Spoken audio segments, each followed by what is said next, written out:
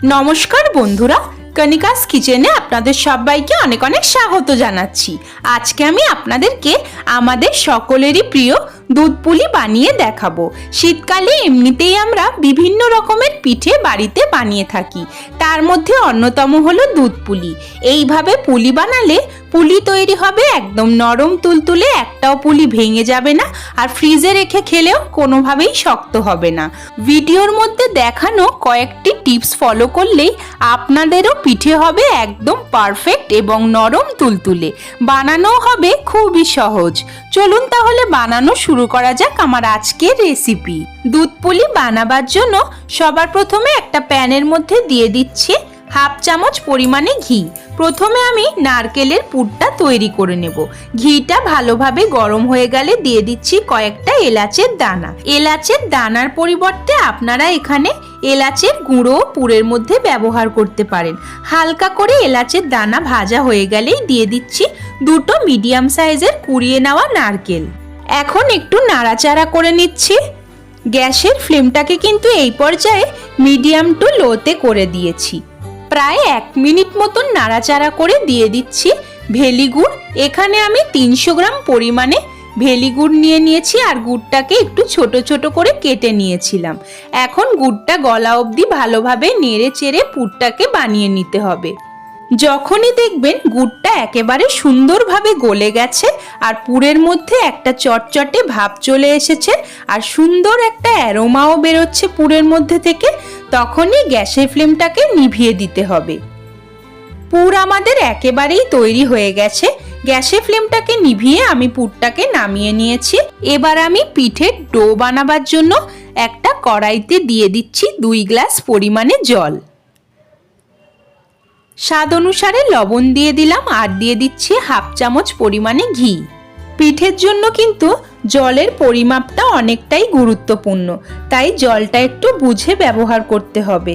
জলটা একটু ফুটলেই দিয়ে দিচ্ছি 2 বাটি ভরে ভরে চালের গুঁড়ো আর 1 বাটি পরিমাণে সুজি। যে বাটি মেপে আমি চালের গুঁড়ো দিয়েছি সেই একই বাটির 1 বাটি সুজি দিয়েছি।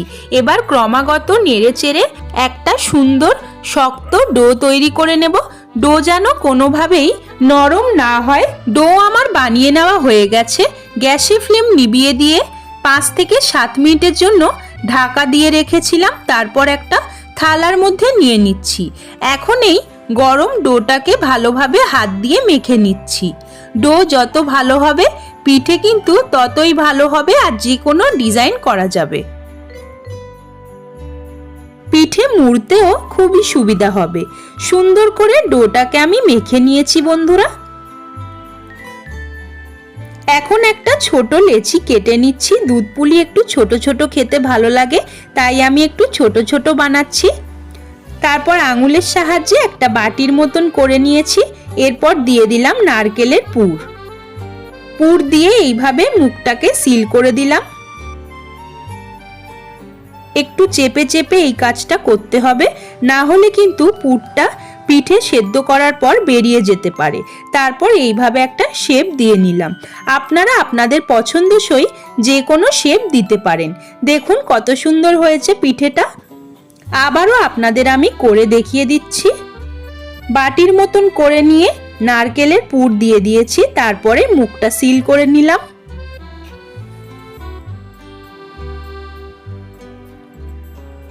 মুখটা ভালোভাবে সিল করা হয়ে গেলে আঙুলের সাহায্যে একটা এইরকম সুন্দর ডিজাইন দিয়ে নিলাম।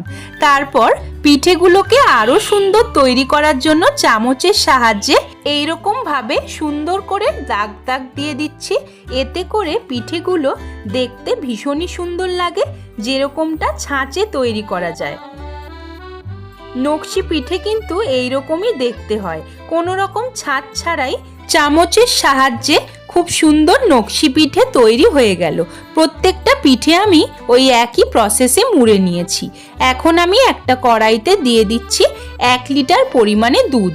এখানে আমি এমনি নর্মাল দুধটাই নিয়েছি, আপনারা চাইলে ফুল ফ্যাটও নিতে পারেন।